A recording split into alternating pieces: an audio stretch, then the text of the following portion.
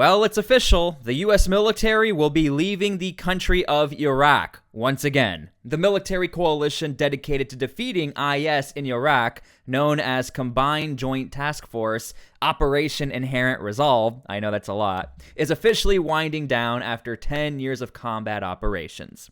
Now, this was just announced by the U.S. and Iraqi governments. The coalition's operations will gradually phase out, with the final shutdown planned by 2026. That is, if everything goes okay. And this marks a significant turning point in the fight against IS, and it does symbolize Iraq's growing capacity to handle its own security challenges without the need for direct international military intervention. Now, I already know a lot of you are rolling your eyes because you know what happens when the US helps you and then leaves. It's already happened to Iraq before. A lot of those countries end up getting recaptured, but we'll get to that later in the video. Okay, so Operation Inherent Resolve actually was launched all the way back in 2014 during a time when IS had taken over large portions of Iraq and Syria. And what's crazy is, at the time in 2014, I was actually in the 101st Airborne as a combat engineer, and I'll never forget the day seeing those first images of IS just going crazy in Iraq, posting all of their stuff on YouTube. It was absolutely disgusting. Now, at its peak, IS controlled an estimated 42,000 square miles of territory, including major cities like Mosul in Iraq, Raqqa in Syria. And IS' rise was accompanied by a brutal regime that engaged in taking everyone out left and right. They couldn't care if you were Muslim or Christian. If you were against IS, they took you out. I'm really trying to form this story for you because, again, I think a lot of us are desensitized nowadays because you see things every single day, day in and day out, scrolling through your phones. But you have to understand, at this time in 2014 and building up to 2017 and so on, it was very graphic stuff for the time. Now look, by 2017, Iraqi forces with support from coalition troops managed to reclaim Mosul. That was a really big deal, signaling the end of IS territorial control in Iraq. Now look, although the coalition's primary mission was achieved, IS remained a persistent threat throughout its insurgency and guerrilla tactics, especially in remote areas. Like, they are still a thing today. Okay, so let's talk about this shutdown. As announced, everything will come to an official end in 2 phases. The first phase, scheduled for September 2025, will close the coalition's military mission inside of Iraq. The second and final phase will conclude by September 2026, during which coalition forces will continue to conduct operations across the border in Syria with Iraq's permission to address any lingering IS threats. Now, this phased approach ensures that Iraqi forces have ample time to fully take over the responsibilities once shared with the coalition. And remember, while IS has been significantly weakened, security experts warn that the group still has the potential to stage attacks and rebuild its network, particularly in rural and ungoverned parts of Iraq and Syria. And if I'm being very honest with you, and I try not to give too much of my opinion in these stories, it does worry me a little that the US has made this so public, because now IS can see this and start to rebuild their forces and tactics now that the US military won't be there.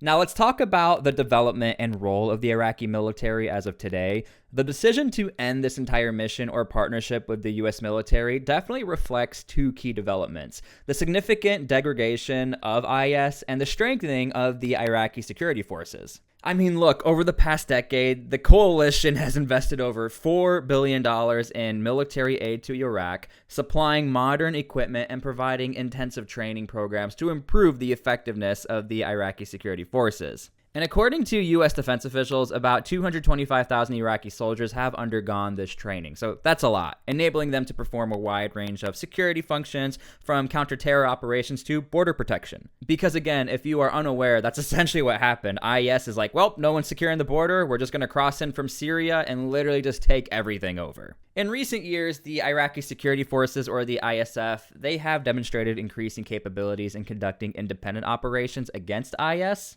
For example, in late August 2024, U.S. and Iraqi forces conducted a joint operation in western Iraq that resulted in the taking out of 14 IS operatives, including 4 key leaders.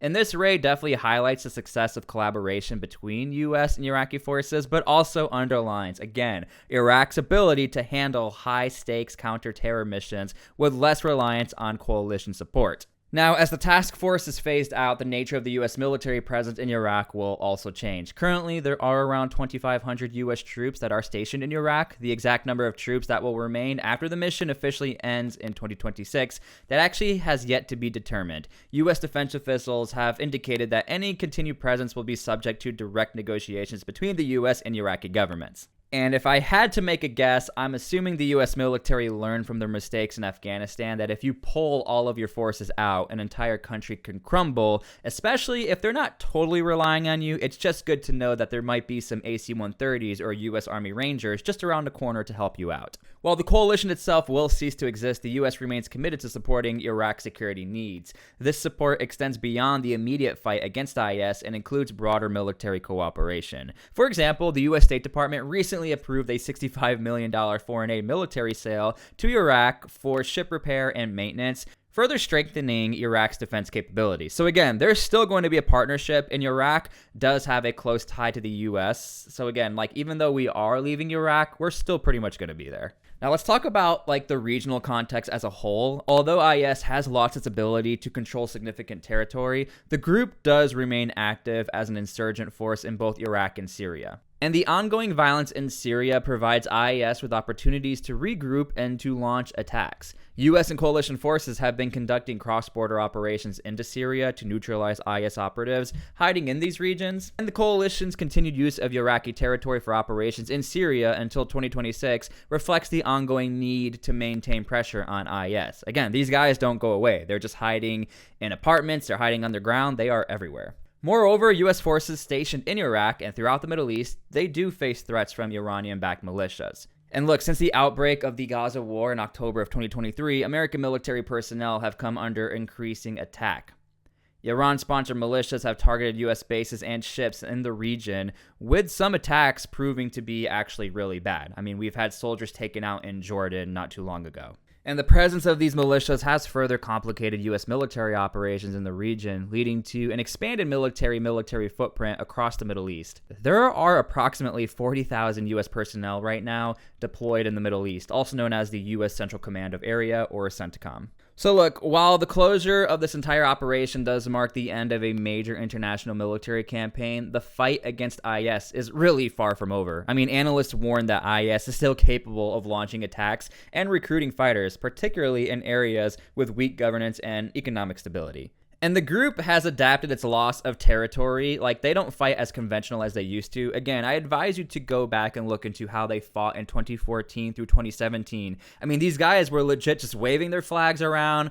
They were taking Ford F-150s, and they were taking Toyota trucks, and they were using them like tanks. They would roll up on trench lines. They were acting like a conventional force. But nowadays, they don't act like that. Now they will hunt you in the dark. They will use cars against you, really sick and evil things. However, Iraqi forces are now better equipped and trained and will play a critical role in preventing IS from regaining strength. That is the hope. Now look, what's also very crucial is the stability right now in Iraq. Believe it or not, the political stability is there, and that does make it a little bit easier to fight IS. Okay, so in conclusion, the end of Combined Joint Task Force Operation Inherent Resolve, it definitely signals a new chapter in the fight against IS, and the progress made over the past decade, particularly in building up Iraq's military capabilities, has been significant. However, the threats posed by IS and Iran's backed militias remain super real, and Iraq's security challenges, they will persist, even after the coalition formally ends. So the next few years will be extremely crucial in determining whether Iraq can maintain its hard-won security gains and continue to fend off